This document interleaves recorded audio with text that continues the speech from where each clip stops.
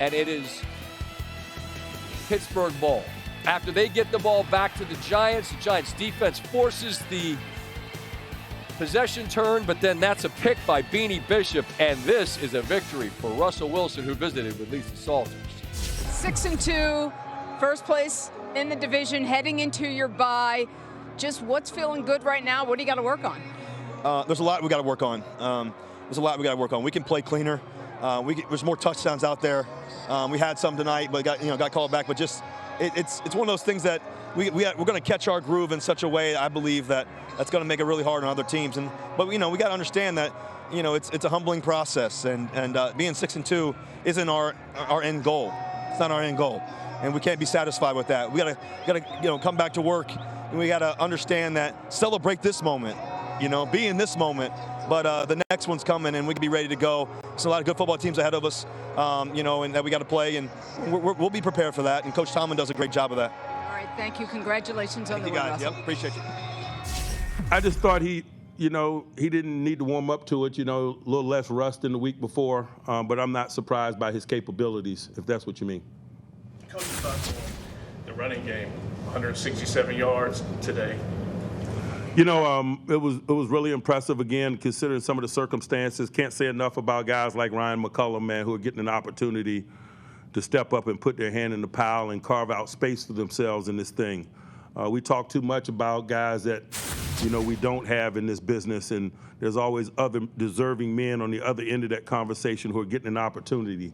And Ryan McCullum is one of those guys and a major component of why we were successful in terms of running the football.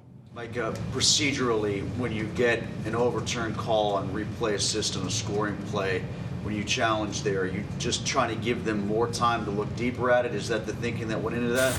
I didn't know that they use replay assist, so I really wasn't clear on why it was ruled a non-touchdown, and so I went to the flag. Had I known they used replay assist, obviously I wouldn't have thrown, because you're not allowed to throw when they use replay assist. Mike, you've been asked about him a bunch of times, a bunch of different ways, but as TJ continues to make plays like he did tonight, the moment that he did, what are your thoughts as he just continues to do that? I'm not surprised by it, but it doesn't mean that it's not appreciated. I just come to expect it because he's got unique talent, he's got a unique approach, and so usually that produces unique results with a really consistent tone to it, and usually at the most timely moments. And so, I think the new Steelers are shaking their heads. I think the guys that have been here kind of expect it. The expectation around here, certainly on Monday Night Football, is that if we're playing in our building, we're winning.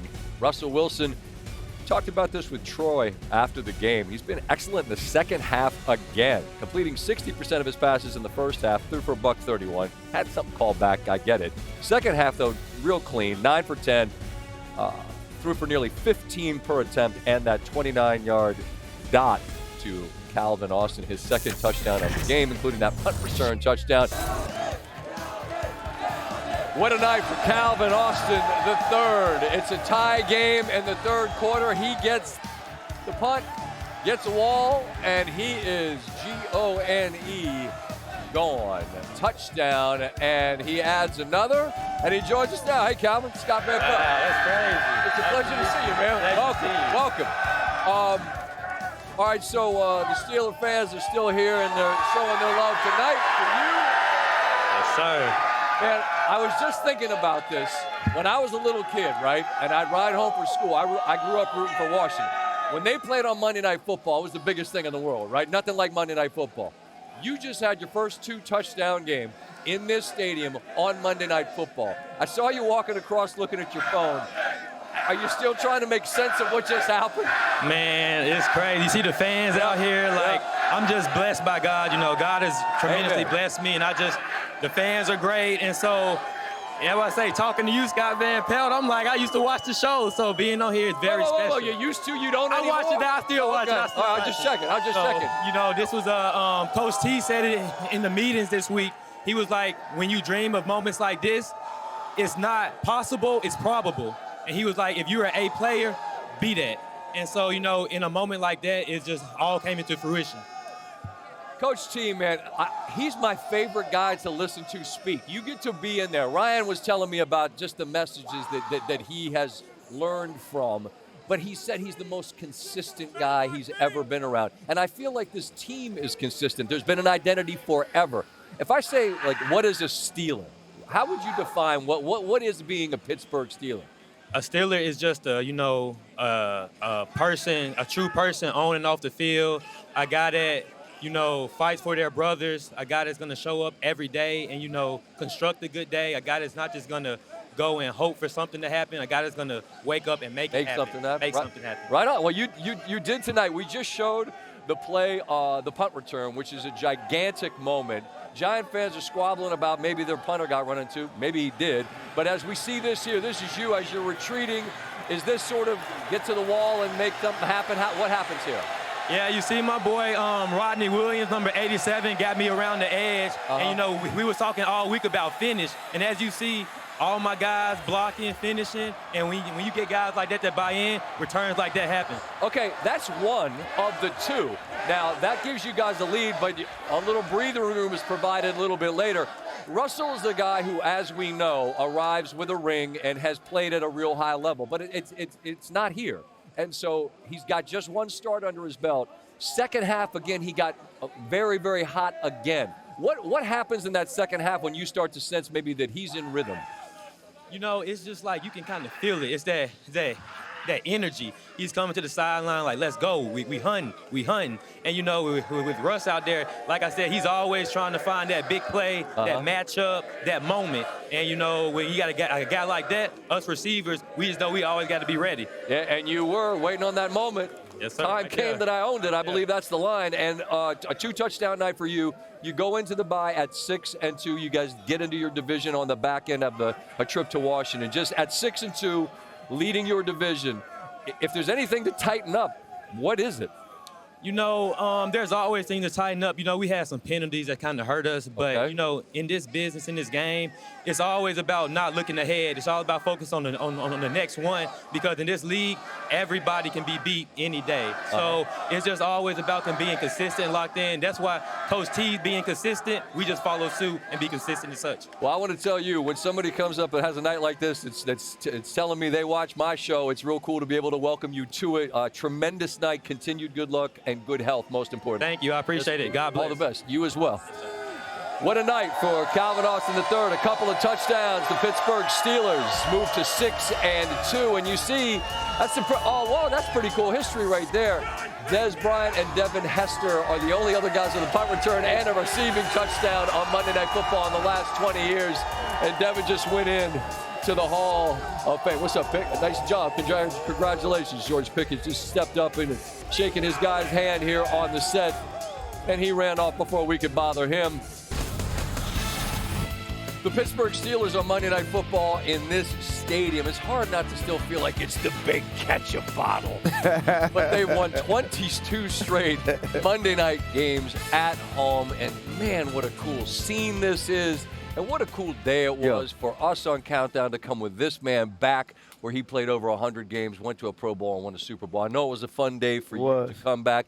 You see what this environment's like and why this team wins these games. What are they doing that's different with Russell at quarterback? Scott, you said it when we were walking over. You talked about the second halves that Russell has had, and it seems like he gets more comfortable. And in getting more comfortable, he starts to take shots down the field. Here you're going to see Calvin Austin, and he's going to be working on Drew Phillips up the field here. Now, if we're clear it, we're going to get Van Jefferson to go across the field, and that's going to give Calvin Austin some room. When he gets up the field, he's actually going to release outside and go behind Drew Phillips and get to the post corner. Now, watch this as we start the play. Russell Wilson is going to have great protection, and it's going to give him an opportunity to allow Calvin Austin to work behind Drew Phillips right there, and then he straightens him out and gets to the pylon. It's a great throw by Russell Wilson, but great execution by the wide receiver Calvin Austin and Van Jefferson. Now we're going to see right here, we're going to have George Pickens and Van Jefferson. Now we're going to get them up the field, and Pickens is going to be working here on the inside corner. So as we get up the field, We're going to go here, and we're going to get a hook, and George Pickens is going to press into the corner and then get back out to the post corner. Watch this throw as we start the play by Russell Wilson. We're going to get basically what's a combo route as Van Jefferson hooks up. George Pickens presses in to the corner and then gets back out to the sideline, and it's a dot by Russell Wilson. Yeah, it is. Those are two plays that are thrown outside the numbers that we hadn't seen from Justin Fields, and I wondered what would change, and now we know Arthur Smith is dialing up the big plays, and Russell Wilson is connecting on them. Next week we go to Arrowhead. There's one unbeaten. It's Kansas City. They're the reigning two-time champions. Buffalo has a big lead in the AFC East. Baltimore's lost a few, but I think we know that their ceiling's pretty high. Pittsburgh's record 6-2. They lead this division at the moment. They go into their bye with that as a record. They're going to play their division coming up after they go to Washington.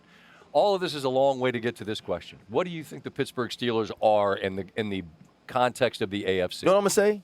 None of us know yet. Okay, that's fair. None of us know yet, but we're about to find out. We're about to find out when you play a very good Washington Commanders team, and then you get into your AFC North schedule.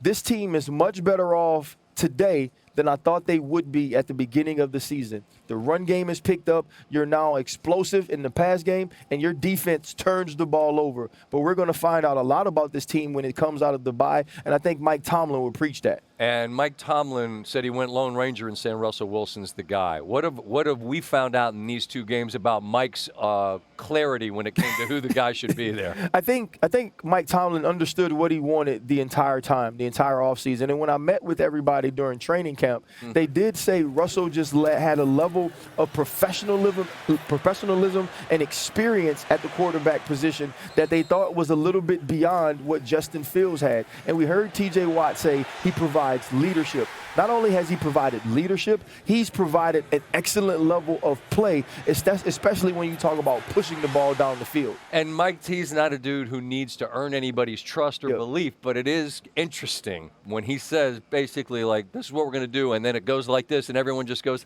of course. But you remember they asked him, was it a hard decision to make? He's like, no. That's what I'm highly compensated for. He's the best, man. I can listen to him talk all day. They're 6-2. They only win on Monday Night Football. It was wonderful to be back here with you, my friend. Thank you, man. And see this place love you because they love their guys that wore their uniform with distinction as you did. Yes, sir. Appreciate it, brother. Always fun.